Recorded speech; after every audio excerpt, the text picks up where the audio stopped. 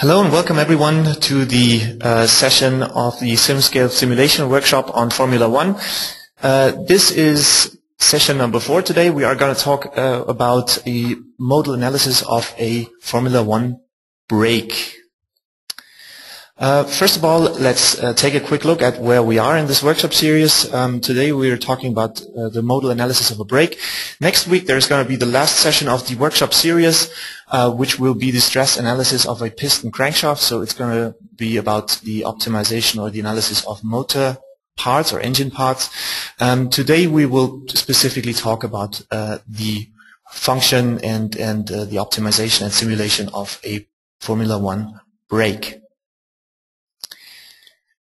To give you a quick introduction, we will just talk about the agenda of today.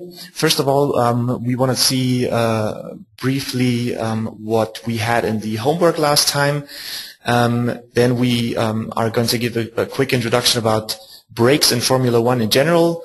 Then we will give you a live demonstration of a simulation setup with SimScale. And based on that, we will also talk, of course, about the results and also how to interpret them. And then finally, there's going to be a new homework this time, as you are already used to from the other sessions. Finally, there's going to be a Q&A session, so whenever you have questions, you can just ask them there. The webinar software has a built-in question functionality, so at any time you can ask questions. If we don't answer them right now, just stand by. It can be that we just answer them at a later point in time when it's appropriate to answer them, or you can just wait until the end when we will try to give you answers to all the questions that you might have. Okay, so let's start. First of all, quick introduction of myself and my fellow presenter. My name is Johannes. Maybe some of you already know me from the session from last week. Today with me I have my fellow engineer Alex. He's going to present the simulation later on. I would just pass on the microphone to him for a quick introduction.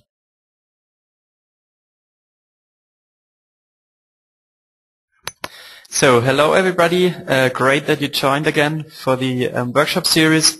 I'm really looking forward to give you an introduction to modal analysis and structural components. So later on in the workshop, when we come to the setup of such a simulation on SimScale, we will come back to me and I will give you an introduction how to do that.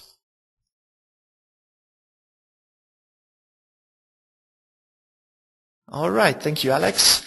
I'm back. We are going to see a little bit about Formula One brakes now. We will just discuss briefly what their purpose is and, of course, where the specific technical challenges are. And then, as I said, later on when we have a real actual look at the simulation setup, Alex is going to be back with us and show us how to do this. Okay, but first of all, let's talk about the homework from last time. Just briefly for those who joined us in the last sessions, again, there were so many really very, very good submissions. We were really amazed by all you've done and what you've achieved, so thank you for all your efforts. There were really, really amazing submissions this time. Some people have also managed to do a compressible simulation, which is not the easiest thing to do.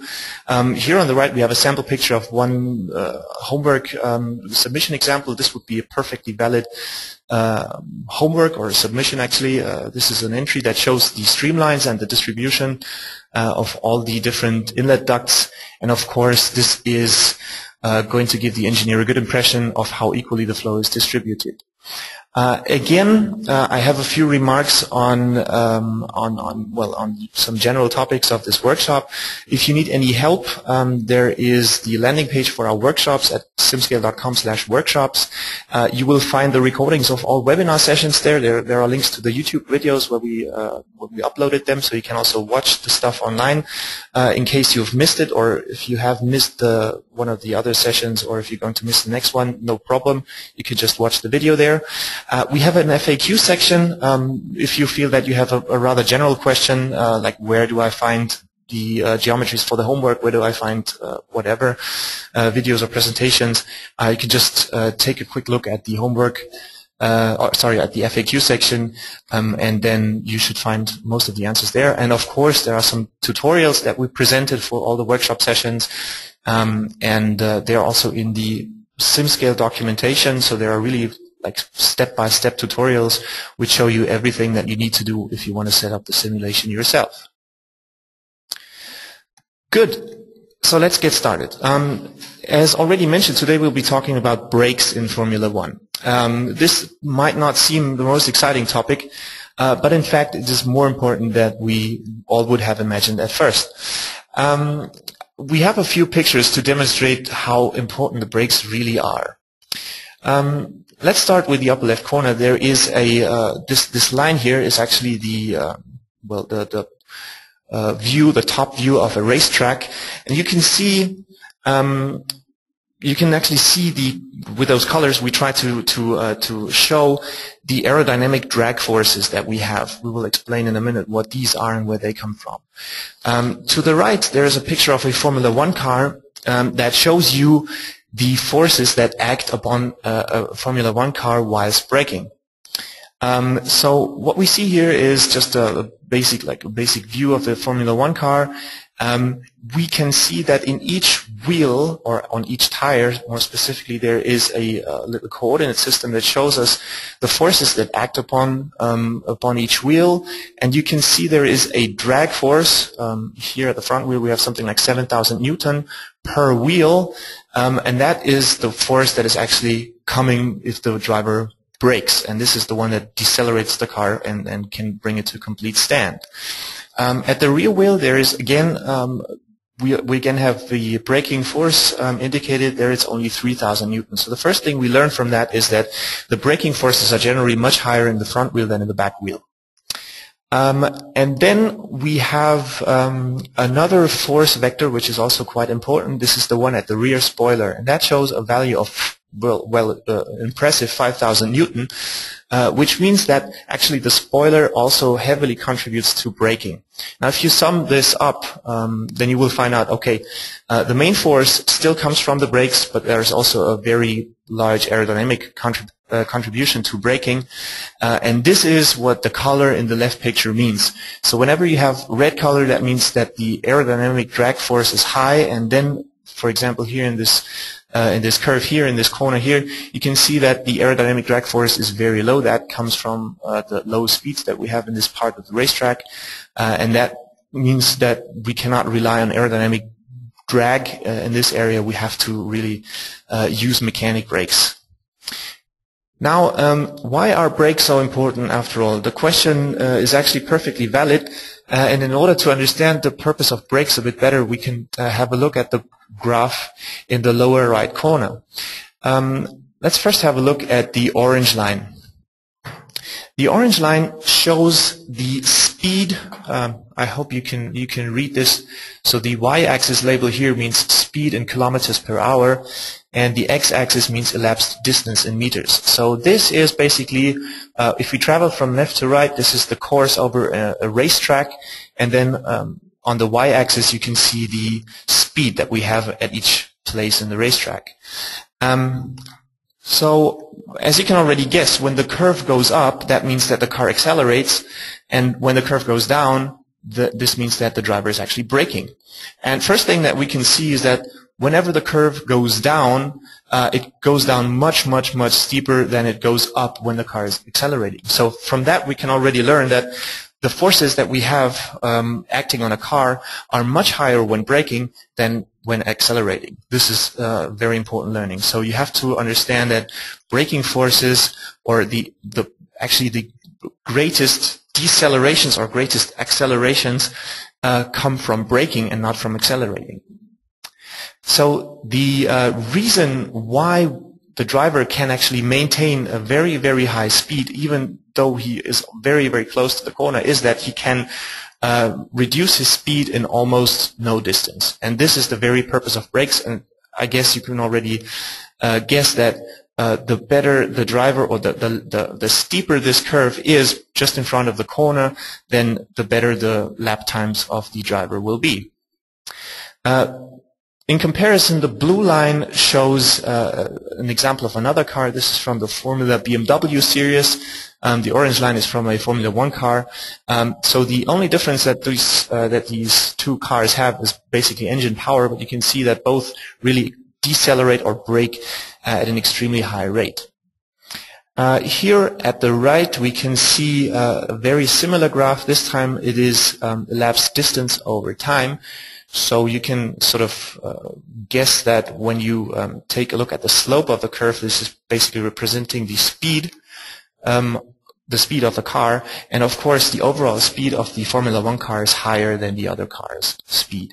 So what we can learn from all these representations is that brakes are really important. The better or the sharper your brakes go, the bigger braking forces you can create with your brakes, the more time you're actually going to win in the course of the race. And the second thing that we learn is that there is also a contribution from aerodynamic drag forces, but still the braking force which is exerted by the brakes is much higher. Now let's take a look at the brakes themselves. There are many regulations in Formula 1 that precisely describe how a brake is allowed to be designed. So first of all, here in the upper left corner, we have a picture that shows like what a disc brake generally looks like, and we also have some maximum dimensions that are to be found in the official Formula 1 regulations. So basically there are three limits that I like to talk about. There is a maximum diameter, which is 278 millimeters. There's a maximum brake disc thickness of 28 millimeters, and each disc is allowed to have 6 brake pistons. So it's like 3 on either side. That makes 6 in total per disc. These are the boundary conditions, if you will, that are imposed by the Formula 1 regulations on the Formula 1 engineers. Let's briefly discuss the materials of those brakes. So as you can understand, that it is vital that the brakes can consume a large amount of energy in a very short period of time, because all the kinetic energy that the car has basically has to be transformed into some kind of heat, and that means the brakes become extremely hot during braking. But this can cause problems, because if the temperature of the brake gets too high, and this is, now I'm actually talking about the middle graph here, if the temperature of the brake gets too high, we are going to have high wear, and this is actually this has two negative impacts. One of them is that the brake is actually worn out very fast, and this should ideally not happen before the end of the race. And problem number 2 is that the braking force actually goes down if the temperature exceeds a certain limit. And there's another limit on the operating temperature, which is a lower limit actually. So the brakes should have some temperature. We're talking about 400 degrees Celsius, because below that temperature, the friction coefficient will not be high enough to really create the high forces that we need. So there is a certain temperature range in which we should try to operate the brakes. And we're talking about something like between 400 and 800 degrees Celsius, or maybe up to 1,000 degrees Celsius. So this is already quite something. That means the material that we should use for the brakes must be highly thermally resistant. This is point number 1. Point number 2, of course, is that it must have a high tensile strength, because the forces that we have acting upon the brakes are really very high. The material which is currently being used for Formula 1 brakes is based on carbon fibers. Here on the right we have a microscopic slice view of such a material. What we can see here is that we have very thin carbon fibers. So this arrow here indicates 200 micrometers. That's like 0.2 millimeters. That's very, very small fibers. And they are encapsulated inside a matrix, which is usually also based on carbon. So what we need here is material that has good strength and stiffness also at high temperatures, or especially at high temperatures. We need a high coefficient of friction, because that directly translates to braking force. It should also be more or less independent of temperature and humidity. That's another thing. The brake should operate in rain equally well as in dry conditions. And of course, we should try to save weight as much as we can. And the clear advantage of carbon-based materials is that they are very, very light and at the same time extremely stiff. Now, what are the downsides of these materials? Whenever you have advantages, there are, of course, some disadvantages. First of all, it is not that easy to manufacture.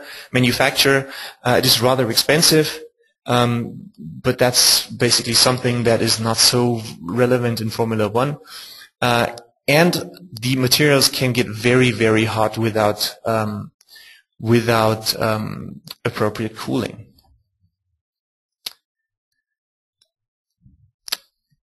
This brings us actually a bit closer to today's topic. So we have understood now that designing a really good brake is crucial to the success of a Formula One car. This is number one. And number two, the brakes are operated under really extreme conditions. And that means that we must really make sure that the brake will not fail under whatever may happen during the course of a race. Here we have an example of it's actually a driving mistake that we see here. So what we have here is we have two drivers. The one in front is operating the brake too hard. He's pushing too hard, and that means that the wheels start to lock, and this is why we see all the smoke. And when we have that, when the brakes actually lock, we see that from the soft tire, which is basically made of rubber, we will lose a small portion at the bottom of the tire. And this will cause the effect that the tire is not round anymore. It's not perfectly circular. It has a small dent, if you will.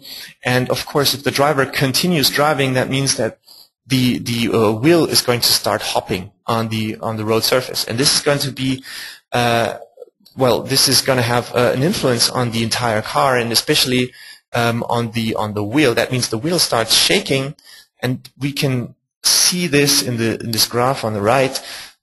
So we have a time axis and we have an amplitude axis. Amplitude basically means the strength or the amount of displacement that is happening, or the force that is being exerted upon the wheel. And we see that there is like a periodic force going up and down, starting to hop really. And today's question will be, does this have a negative influence on our brakes? Because if we take this to the extreme, it might really happen that we get brake failure or real mechanical failure because of that effect. So today we will see a bit more about this, and we will try to understand what happens to a brake when it is being excited by a periodic force. And in order to do that, we will discuss a so-called modal analysis. And this modal analysis will be done entirely on SimScale, and my colleague Alex is going to show you how this works. So now I'm going to pass the microphone over to Alex, and he will give you an introduction, a presentation about modal analysis in general, and then also show you how to set up the simulation on SimScale.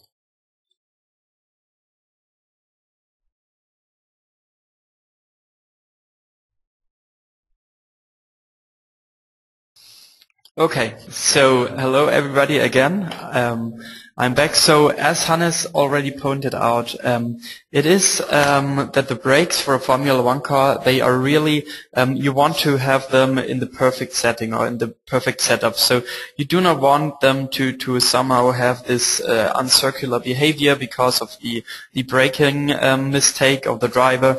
You do not want them to be somehow vibrating or something, because as it is a disc brake, you get all of the response that is there on the brake directly to the feet of the driver. So you really want them to have a perfect setting for that. And as we saw this harmonic loading for this previously described case, we want to start with a somehow simpler but a basic analysis type that really explains how something like that works or something is caused by that.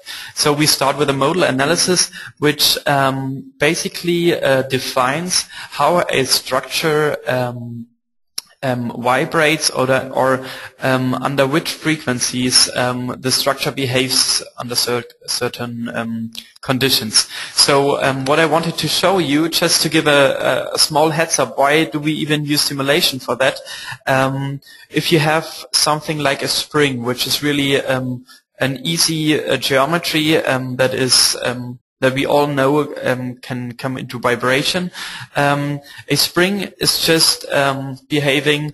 If you put a force on top of it, you will cause a displacement on the top of the spring and push it somehow down. And the reaction force of the spring will always keep that equilibrium, if you want to say that. So in this case, we have the force pushing onto the spring, and we have the displacement of the spring, which is called d here.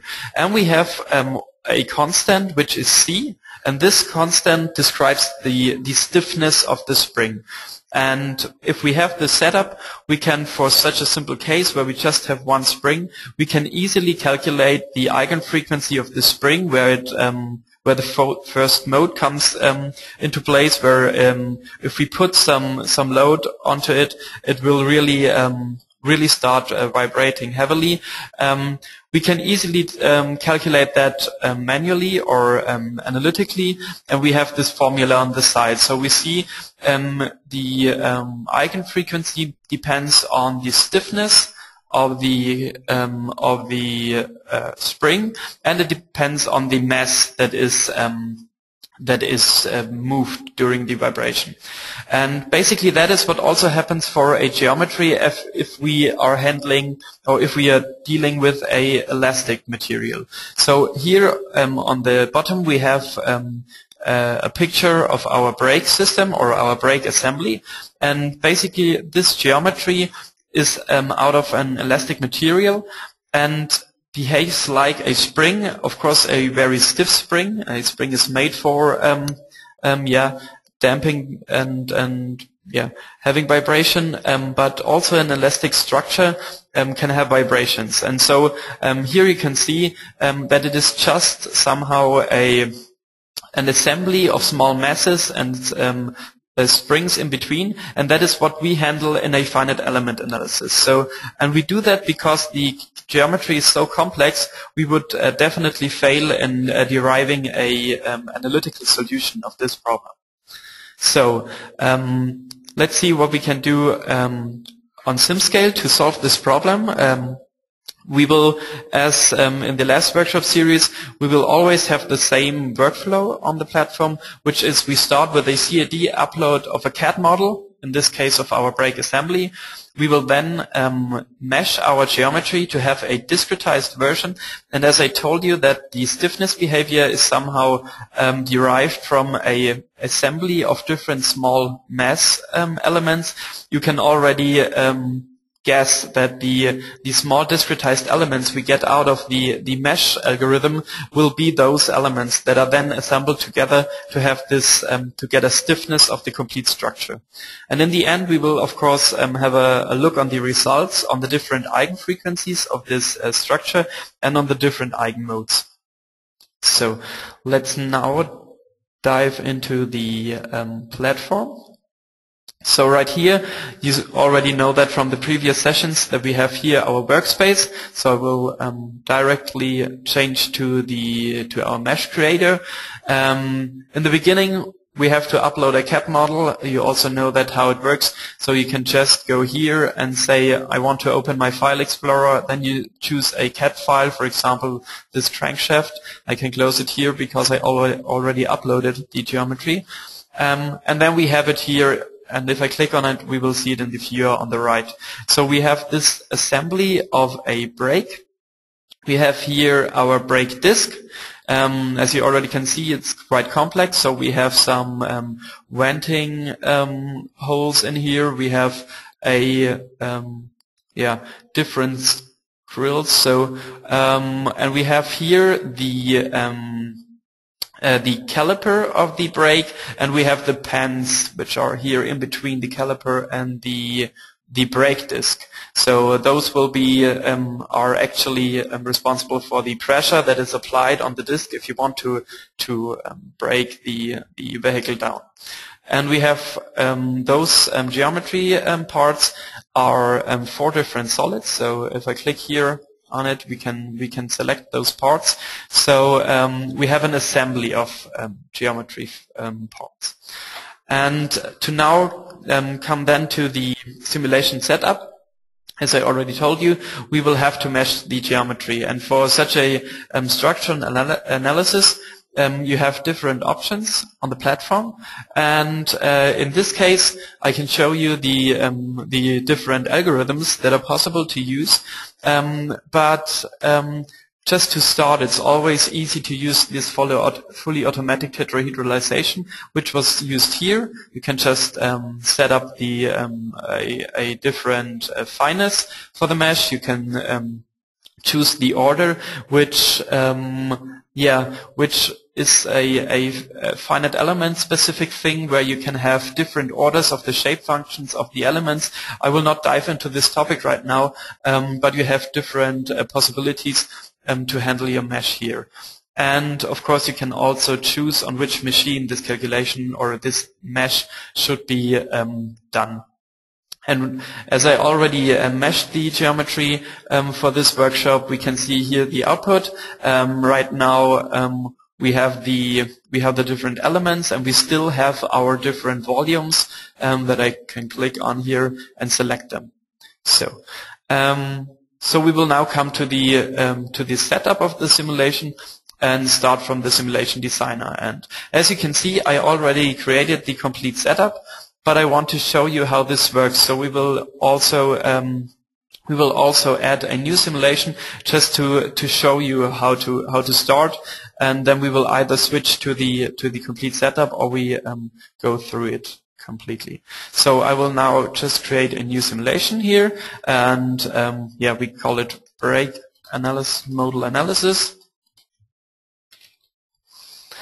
And we start with the analysis type choice of this simulation. And in this case, we want to do solid mechanics. We want to calculate the frequencies and the frequency response. So we go in here and we see we have different options. In this case, this modal analysis here shows us how to calculate the dynamic behavior based on the frequencies that we can calculate in the first place. And this is the frequency analysis that we want to do right now, which shows us on the one hand side the eigenfrequencies, and on the other hand we get out those modes, which you can already see here as an example for the analysis type, where we got those vibrating modes of a wing, of a plane. So we will save this setting here. And now automatically all the points that we have to go through now to set up the simulation completely come in here. And so we start by just assigning the mesh that we saw before in the mesh creator to the simulation. So the geometry is now loaded here, or the mesh is loaded here. And once this is done, we can directly start with the first things to do. As I already set up the simulation, I already added some groups to the geometry. So if you have to do some boundary conditions on the mesh, and you want to use those faces or different face sets later in the simulation as well, or for a new simulation, it's always advisable to create a set out of those faces and give it a name, and you will handle your simulation much easier by having a set. So you can just click on different faces and say, here I want to apply a boundary condition, just a small example, and then you can go here and say create set, and you just give it a name, and it will be available in the later settings of the simulation. I will show you directly after. So first, as I already told you, this geometry consists of different parts, and those parts are just added to the viewer independently, but they are not attached to each other. So we have different meshes for the different parts. So we have, if you want to do the simulation as a whole, or we want to connect the domain somehow, we have to now apply contacts to put the parts together, and that's what we can do here under contacts. So I will right now add one of those contacts, and as I told you, we now see here the sets that I created before, and we can now just add a contact by putting those settings together. So if I want to create a contact between the pads and the disk, I will call this contact then pad disk contact, and then I can save this. I have here a red circle, which means, okay, I created the contact, but I did not assign any entities to it. So right now it's the simulation will ignore the setting. So what I want to do now is add the master set to the master box and add the slave set to the slave box. And the contact now connects those faces together so that they are constrained to each other. And we can right now see what this is about. So I will, as we had the contact between pad and disk, I will just quickly hide here the, let me quickly switch off the wireframe so that we can see better. I will hide here the caliper, and we see the bolts still here, and we see here the pans and the pads, and we see the disk in between. So just to show you those faces, I will right now also hide those two here, and I will now say select assignment. And as you can see now, this is the face that I want to connect to the pads. So in this case, we see this face and the face, of course, on the other side, as we have on both sides the pads. And if I show the rest of the geometry again and just hide again here the disk and the caliper. Oh, 1 second. Yeah, if I now say, okay, and now select me the slave faces, you can see here that those faces now have to be connected to the disk. So I will show the complete geometry setup again. And now this face and the faces in between in here, and this face and those faces in here will be connected to each other just via the algorithm or the solution method. And that's what we want to do on the one hand side for the pads and for the disk, but we also want to do that for the pads which are connected to the bolts here already. So this is just one part, but we also want to do that for the pads here and this part. So we will create a second contact, and you already can imagine that we just need to use here the predefined sets, which are here pad caliper and pad caliper slave, and we will save those settings. And now we connected the faces in here to the caliper, and this is also connected together. So let's go on now. I named this contact too. Again, to make this clear, we will call this caliper contact. And now our complete mesh setup is done. So we have everything connected together, and now we can do a simulation on the whole domain. So we come to the model settings. Here we can just add gravitation, which has not really an influence right now for us. So we will leave that out and directly go to the materials. And now we will assign one material for every of those solids. This is a must-have for the simulation. So we add here a material, and we say, okay, let's just take steel out here for the caliper. In Formula 1 cars, normally we will use aluminum, but right now we just choose here the predefined steel setting. But of course, for the pads and the disk, we will go in here, and now we do not use the predefined settings from steel or from one of the material library inputs. No, we will now use our own material, which represents our carbon fiber composite, and we add here the different setting of this material, which is just for the Young's modulus A310. And we have here Newton per square meter, as you can see, and we leave that for the Poisson's ratio. And of course we have a much lower density for this material, which is a great benefit for those brakes. And we will add this for the disc and for the pads. So here we add those. We add the selection to the viewer. Here again, I could just create a volume set, so a topo entity set for those. But as it is only 3, I can just click it here quickly and save this. So now we are set with the materials, and now we will come to the boundary conditions. If you want to add the boundary conditions, it's again, in this case, we could add a preload boundary condition, which means that in the first place we would have a static analysis which calculates the static response of the geometry to a load, and then based on this, on the stiffness of the already deformed body, we could calculate the frequencies.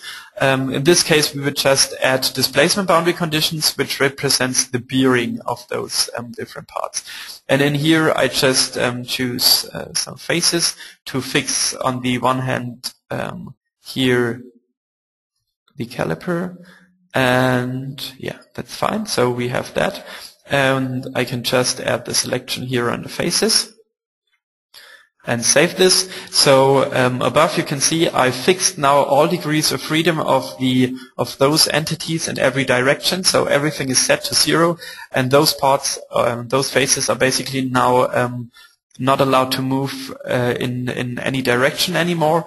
And we will do the same here. We will put that for the faces in here. So we say, okay, we want to the disk to only vibrate on the outer parts. We will fix it here inside. So here I also have a set that it was predefined, so that I don't have to click it right now, but you get the idea how to create such a boundary condition.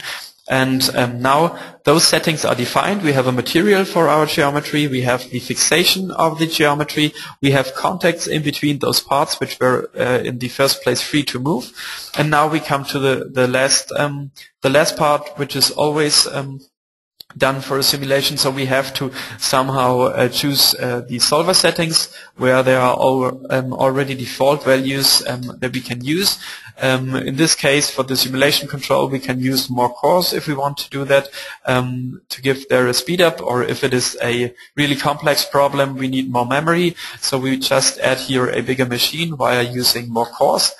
And we can choose here how many eigenfrequency do we want to calculate of the structure, and in which interval of frequencies we want to have the solution. So if there are more frequencies out of this interval, it will be just ignored, and we will not find those then in the result fields. And then we are basically done. So I can just create a run out of that. Create it and then start it just by clicking the start button. But of course, in this case, we will directly dive into the results to show you what comes out of such a simulation, so we don't have to wait for the different results. And here I can just show you the different results that are computed here. We have the eigenfrequencies and the eigenmodes. We will have a quick look on the eigenfrequency table and the plot after looking now at the result fields. So here you can see the break as we calculated it, and inside here we have the normal result fields. So we have here the modal displacement, which is just a scaled way how the modes behave. So how does the structure vibrate under free conditions? So we only have the fixations in the holes. We don't have a load causing the vibration in here. And I also added a filter on this in this post-processing session, because otherwise we would just right now see the coloring of the geometry.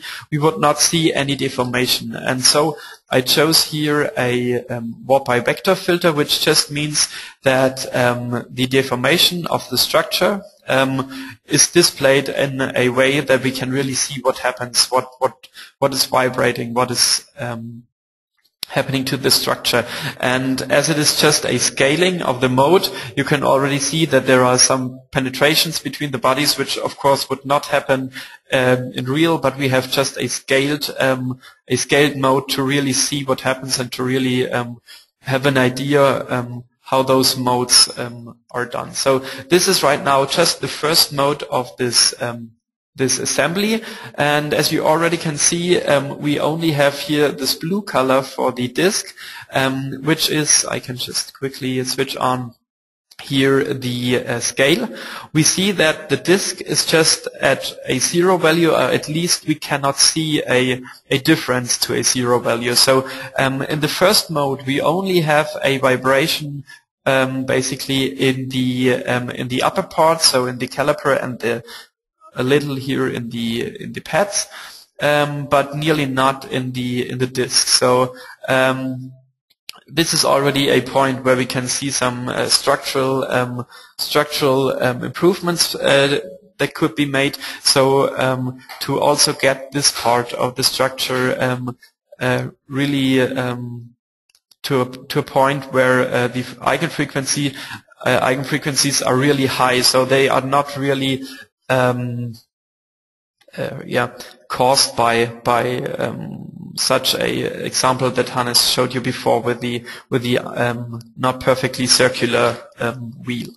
So I will just show you one or two different. Yeah, this is the next mode that we can see. I have some of them also in the slides afterwards. So I will just go over now to the other results, which is basically, as I said you before, we will calculate the eigenfrequencies and the eigenmodes. So the eigenmodes is the geometrical representation of the vibration, and the eigenfrequency, which we can see here in the plot or numerically in the table, is okay. We have 10 eigenmodes and they have those frequencies. So we are starting here at the first mode with this numerical value for the first eigenfrequency, and then with the second, third mode, we are increasing in the frequency range, and normally also the modes will then have more vibration nodes, I would call it. So yes, I will now switch back to the slides. And wrap up a little what we did right now, and then I will show you some pictures and some videos of what we did before, and that we can really present you what comes out of such a simulation. So let's go in here. We will go here to this again. So let's wrap it up. What did we do? We just uploaded it as a step model. We used a really simple but highly automated meshing algorithm, so the automatic tetrahedral meshing, and we had different parts in this geometry. This is really important. So we had to care for this afterwards in the simulation setup. We come to this later. So what was not done in here was, for example, CAD cleaning, if there are faces that cannot be meshed as they are doubled or something. So we already had a clean geometry, and we also did no refinements, not for these small parts. For example, the pads, we could just mesh them in a more fine granular mesh, and we can also do refinements, for example, for the contact faces, just to have there a really fitting behavior between those faces. Yeah, and Then we went on to the simulation setup. I already told you, in the first place, in this setup, we connected all the parts together. We could also have done that via a geometry operation by just fusing the parts, but we also did, in this case, different simulations. You will see that in a minute when I show you some different approaches. So we had the break in a closed and in an open state. So we had different settings here, and in our simulation that I showed you, we just connected those parts via contact constraints together. And then we added just some simple boundary conditions, actually bearings to the structure, and just started the simulation and looked at the results. There are also some advanced topics that you can also do completely on SimScales, which would be, okay, I right now know how this structure behaves, which eigenfrequencies are in there, but I also want to know what happens if we really have a periodic force causing this vibration, as for example the not perfectly circular wheel. And there are some other settings, as for example preload. I already explained to you what is happening there. So, and in the end, I showed you the different outcome of a modal analysis, which is the eigenfrequencies in a numerical way. So we really know probably if we start running those breaks and adding a frequency vibration to the break and starting from a low to a high frequency, we will definitely get a high deformation output at the eigenfrequencies. So we should care for those numerical values, and we also saw the eigenmodes, the geometrical representation of those vibration modes. And to show that in the post-processing, I added the warp by vector scaling, and but we did not see any animation so far on the platform. I will come to that right now. So let's dive again into the post-processing section. Just the setting that we can see here is what we did right a second before. This is the closed state. Closed state means we connected all the parts together, also the pads to the disk, which of course is the state of a closed brake or a braking vehicle. And in this case, we can see for the different eigenmodes of order 1, 2, and in this case 10, that for all the lower eigenmodes, we have the vibration happening in the upper part here in the caliper.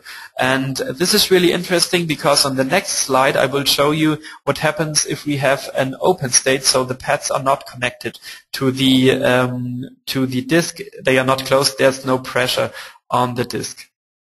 So in this case, we have here somehow similar modes for the caliper for the order 1 and 2. But what is really interesting is now, as it is not connected to each other, we now see at order 10, we see a mode of the disk here that, and we see that the caliper on top and the pads are nearly zero in deformation. So we now have a vibration in the disk.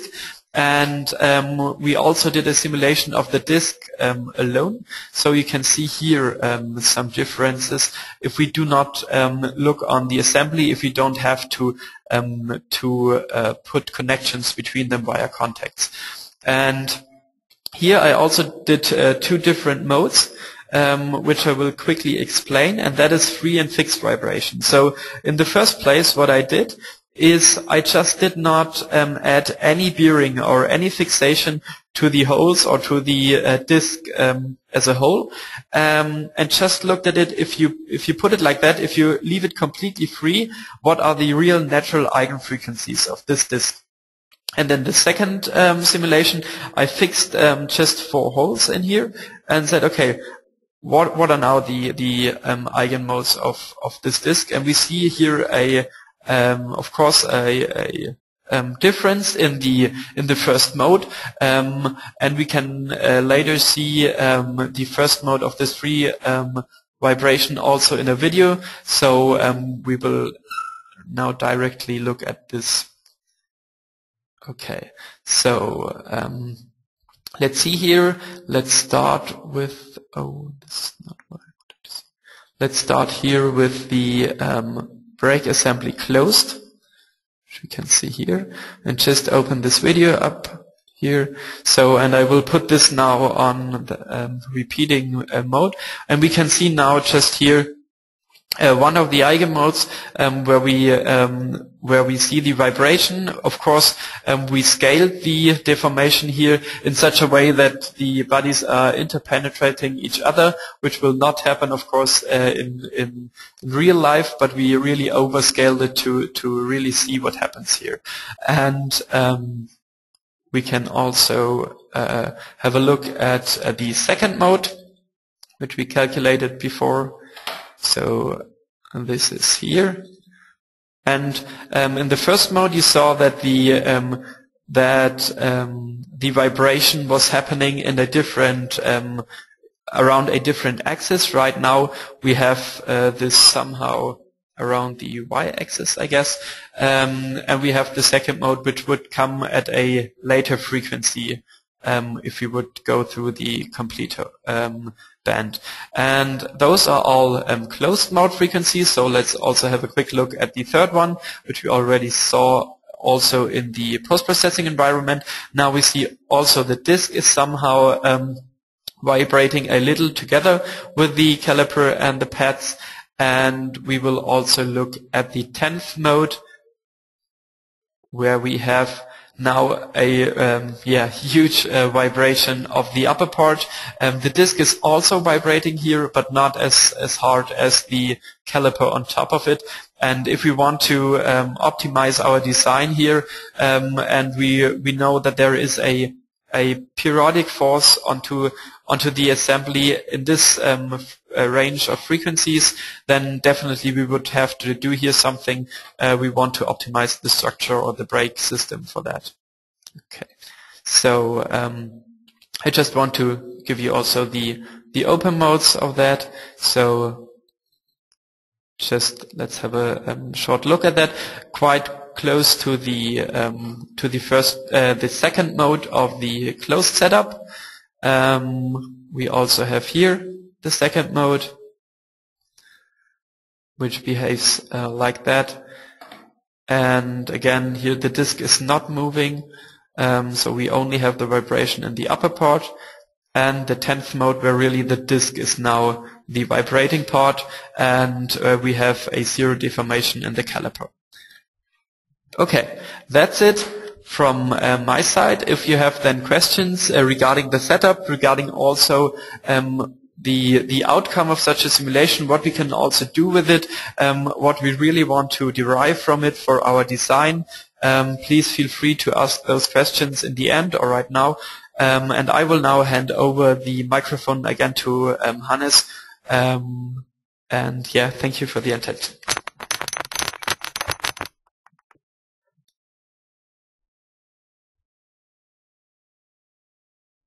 Okay, thank you, Alex. Thank you so much for the presentation and all the simulation setup and everything. I think the most exciting part definitely came at the end when we had a look at those videos where we really saw what's happening.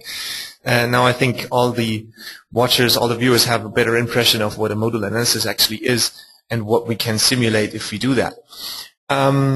We had a few questions popping up during the webinar, and I already tried to answer a few of them over the chat, so some of you have already received answers. If you have any questions, just feel free to post them right now. One question was, should you not also include the brake fluid in the setup? Which is actually a good question. Yes, one could do that, but for the sake of simplicity, we just did not simulate the effects of the brake fluid. If you wanted to really have the effects of brake fluid, you would have to add another body which represents the fluid, which has, of course, a different density, and that would again be some sort of simplification, because you would just treat the fluid as another solid or another rigid body, which is not 100% physically correct, but I think it's a reasonable assumption which is acceptable. Okay. There was another question which is very interesting. We were asked, why did we only simulate 10 eigenmodes? Why the number 10? Where does this come from? Basically, you're free to choose any number. You can simulate as many eigenmodes as you want. But there is one thing to keep in mind, because normally as the order of the eigenmode increases, the amplitude will decrease, because the higher order eigenmodes will also have higher frequencies. We sort of can see that here in this eigenfrequency table. You can see that the frequencies really go up very quick. It's like 0.16. They go up from 0.16. It's like this is the lowest eigenfrequency that we have, 0.16, and it goes up to 0.5 just within 10 eigenmodes. And if we go up if we go up to much higher values, we will go to up to frequencies where finally we are totally out of range of anything that is relevant. The frequencies of external loads are not that high, or don't reach that range where we really have to go up to such high frequencies. So you can cut it at 10. You could also cut it at 15. That doesn't really make a difference. As I said, the relevance of the eigenmodes really decreases with higher order. Okay, so I think we have now answered the most important questions. Thank you everyone for watching. I hope many of you will try to tackle the homework. We've already been given a very good introduction of how to set it up yourself. You've seen that it's actually not much work. Let's just quickly take a look at what the homework is, because we haven't discussed that yet. So this is homework number 4 already. Again, we have 2 levels. You can decide on what you want to do and which level you want to tackle. First one is investigate the modal behavior of a crankshaft.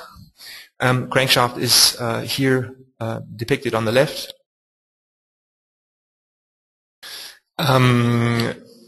This is again a very practical example of a modal analysis, because we have a rotating engine part which is of course excited at very, very high frequencies or changing frequencies, and of course if you have any vibrations there, this will have a direct influence on engine performance and also the engine's overall durability. So this is a very, very important example to do. The second example is, I was just about to say that the geometry was kindly provided by CPG Design. The right geometry is provided by Hussam Kamel. So we have some external contributors who are so kind to provide us with their geometries for the homework. So at this point, there goes a nice thank you to both of them. On the right side, we see the level 2 homework, which is not so different from what we've already seen. The question is, again, investigate the modal behavior of Formula 1 brake assembly with an open brake. That means that nobody is pushing the brake pedal, and B, closed brake. That means the driver is actually braking. And we've already seen that we have to sort of handle the situation using different settings for the contacts. Again, you will find all the material at simscale.com/workshops. Just as usual, simply go there. You can download the geometries. After this session, we will also post a link to the YouTube video of this session and all the other material which is relevant to you. Okay, Q&A. We already had that, so I sort of switched it, but that's not a big deal. Well, now we've reached the end, quite in time. It's 5 o'clock here in Germany now. As I already said, I'm really happy to have so many of you listening today again. We were really happy about all your homework submissions from last time, and we're really looking forward to your homework submissions this time. So thank you for watching, and happy simulating.